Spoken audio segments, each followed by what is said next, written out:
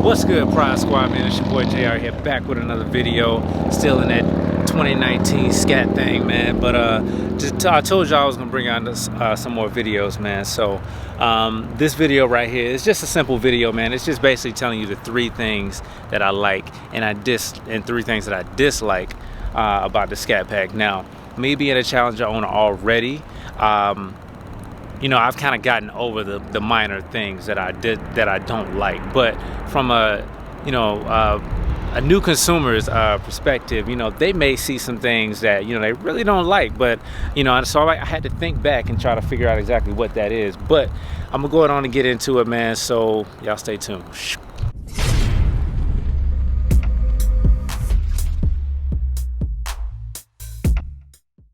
All right, y'all, so check this out. The first thing that I gotta say that I really like about this car, and it's gotta be obvious, is the fact that it's a 392. So you see the 392 badge on the side. It's a 6.4 liter Hemi engine.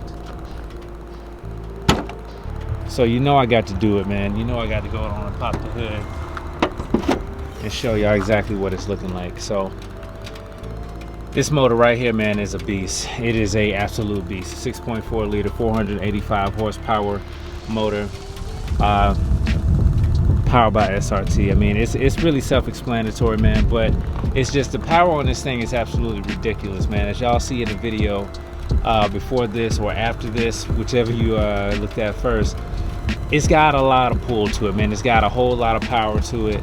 It definitely stands up, you know, rises to the occasion as far as its reputation is concerned and everything. So that's definitely got to be the first thing that I love about this car, the most, by far the most. And the second thing that I gotta say that I love about this car is the interior, man. The design of the interior with the seats and everything. So you take a look, you know what I'm saying? I got my stuff in here right now, but these are the basic cloth seats. I had the same seats in my car, but these seats are a tad bit different, man. So these seats right here are a little more bolstered up. So when you actually sit in these seats, you can actually feel it around. It's like it's hugging your waist. It actually makes you feel a lot safer. All right, so for those of you who have a RT, the extra bolster right here, you need it for the extra 100+ horsepower that you're gonna have in this car right here. So the seats is definitely something different that I actually love about this car. And I mean, it's just real comfortable. They do have different options that you can get, you know, with the Alcantara suede, you know, and then leather and everything. So also, let me go on and move on to the third thing. Let me go and close this hood now, because we done up under here. Obviously, man, I gotta go on and say something about the design of the car. This red is really popping, man. I mean, I think the video is doing it more justice right now, actually, because it's kind of dark outside, but you know, man, this red is just real popping right here. So I gotta speak on this hood right here. This hood right here is the truth. Those of you who watch my channel, you already know I got this hood coming right here. It is definitely on back order. It's gonna take a while for it to be made. I was going with Savini's to actually get the hood, but I mean, it's just apparently a lot of people will love it. A lot of people like it. So I'm definitely gonna end up getting it because I love these scoops. I love the grill. When you're sitting from the inside, it looks menacing, man. I mean, it looks super menacing. So I'm about to hop on there right now and just show you a front view of what it looks like when you're sitting inside. All right, so when you're sitting inside of the car, sitting in the driver's seat, you can see the hood is right here. It's poking up top. The thing, I mean, I swear it's sitting like a bicep, you know what I'm saying? It just looks super strong. So that's something that I really love about the design of this particular car. All right, so in the last thing, I know this is probably more than 3 things, but I gotta point it out, is this Uconnect radio. So what I'm gonna do is crank the car up and I'm gonna show you exactly what that's looking like.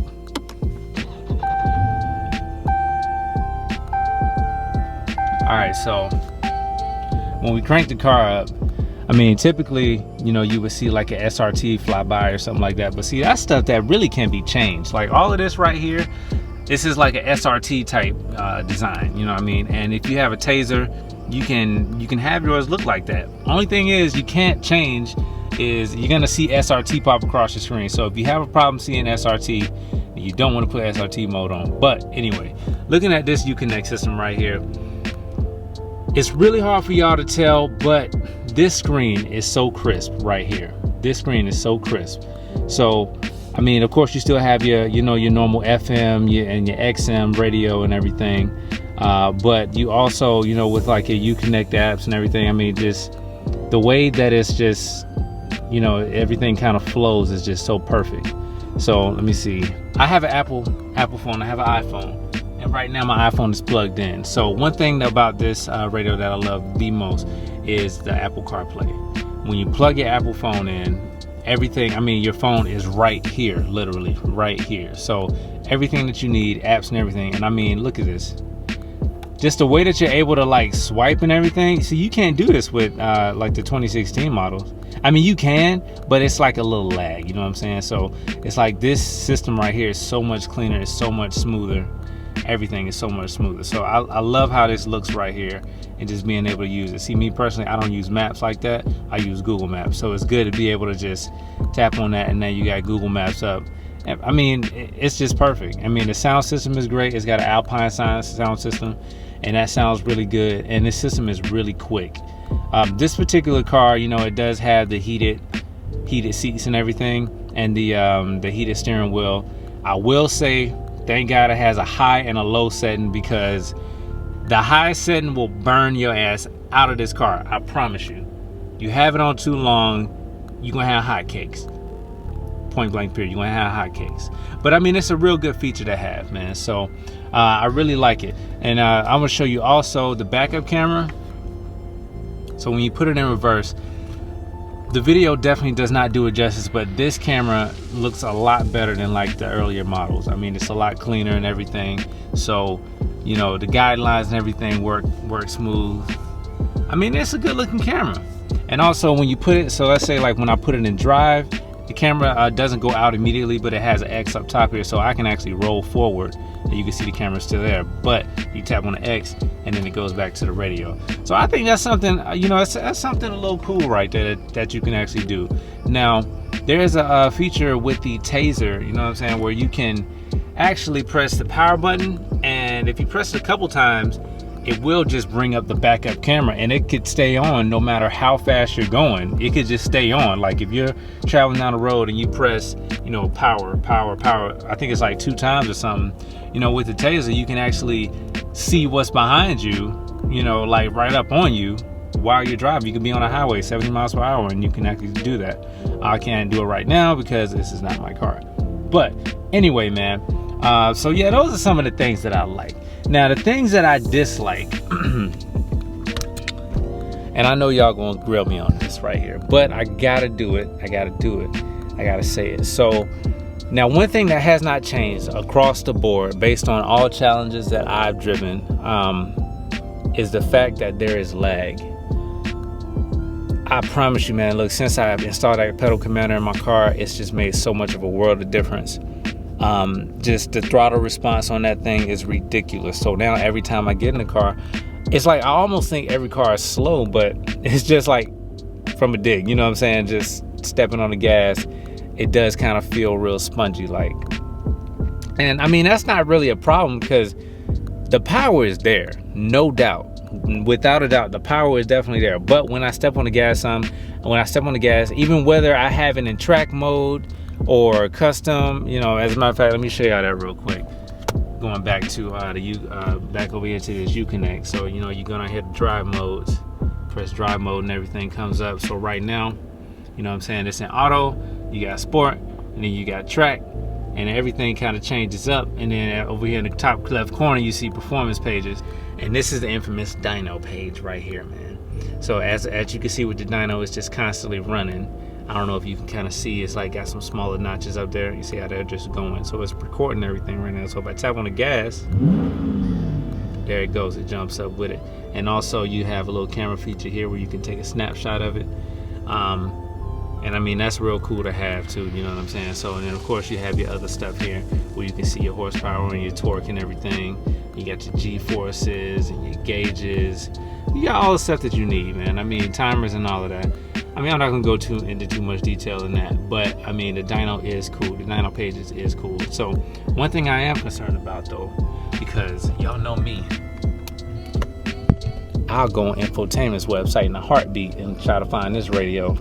I'm not for sure, I'm not certain, but if you're able to get dyno pages, you know, with the newer radio from infotainment, it might not be a bad upgrade. I'll be honest, if you got an 8.4 inch and you got a 2015, 2016 radio, I mean, it might be worth it to upgrade. I mean, I feel like it is. I'm a tech dude, you know what I'm saying? So I love the new tech and all of that. So seeing this radio right here is great. And I'll say honestly, like this one right here doesn't even have navigation to it.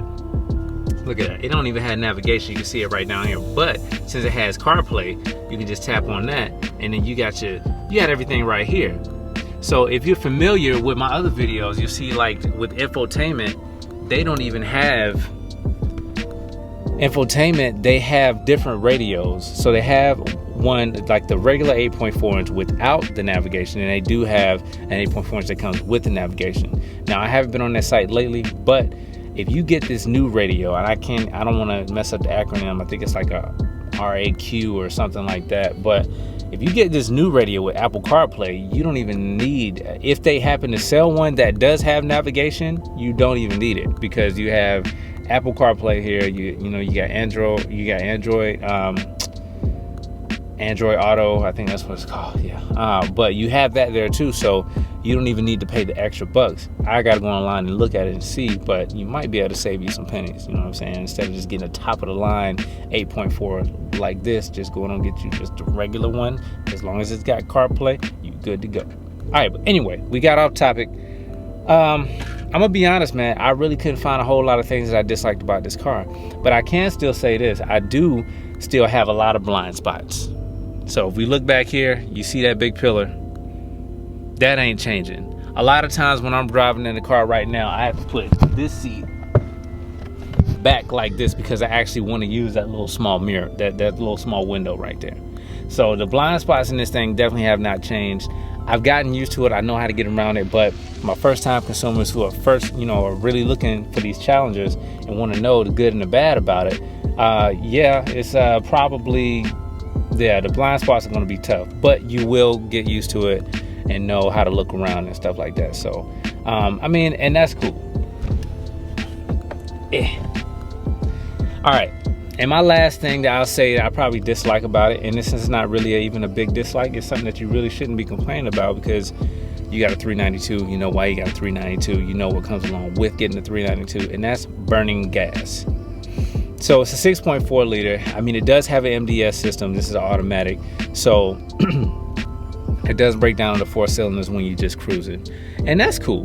But I will say that I have noticed that the MDS system for this car it doesn't save quite as much as it does on the 5.7. So if you saw in my last video, my MPGs on my car were around 19 to 20 in the city. Now I've had this car for a couple days, and this is where I am right now. I've had this car for a couple days and I haven't been driving too crazy, but I'm at 12.5, and that's actually better than when I first got it. When I first got it, it was like 10. It was like 10 MPGs. So I've actually been pretty easy on it, and maybe that's just me. I'm just kind of easy on my cars because, you know what I'm saying, I just wanted to work for a while, but then now I got these, other crazy issues going on, mysterious issues with the battery and whatnot.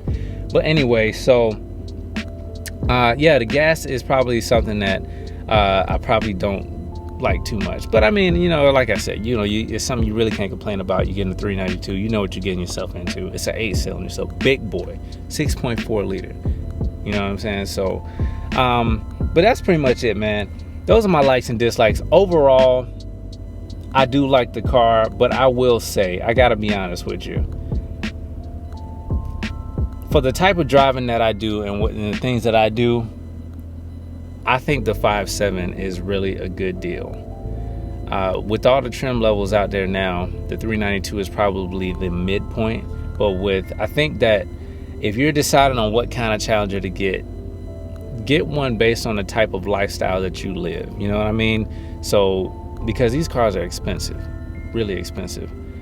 So if you know you just want to get if you want a Challenger because it looks good, you don't care about power and speed and all of that stuff, get a V6, man. I'm just gonna say it, get a V6. You'll save a lot of money on gas. You'll save a lot of money on your car note. You'll save a hell of a lot more money on insurance, especially than this thing. I promise you that insurance it's gonna do it to you. Okay? And if if you're like myself, like, I love the way the car looks, but I also want some power too,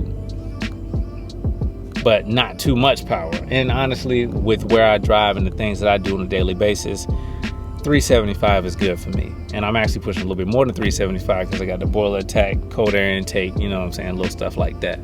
But I definitely think that if you're just a regular person and you want a little bit of power, definitely get an RT, a 5.7. Now, if you're that person that goes to the track a lot and, you know, you like to drag race and, you know, you love doing all kinds of crazy stuff performance-wise, then yeah, I definitely think that this is the car for you. 392 would definitely be a good bet for you.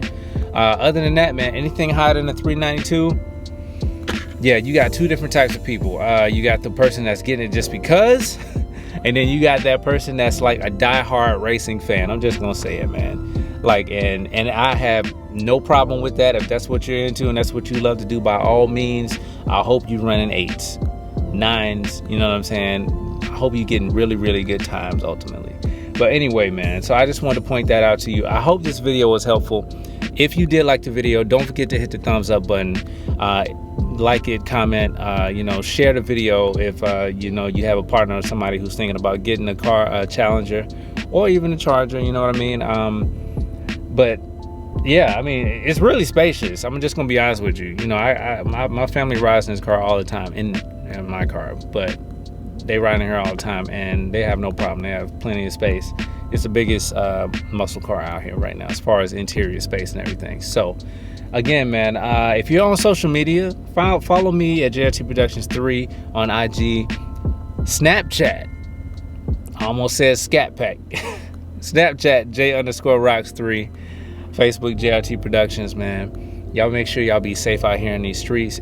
But anyway, man, so we're gonna keep on this this search, you know what I'm saying, to find out what's killing my battery every night. But until then, I will have to unplug my battery every single night and plug it up in the morning,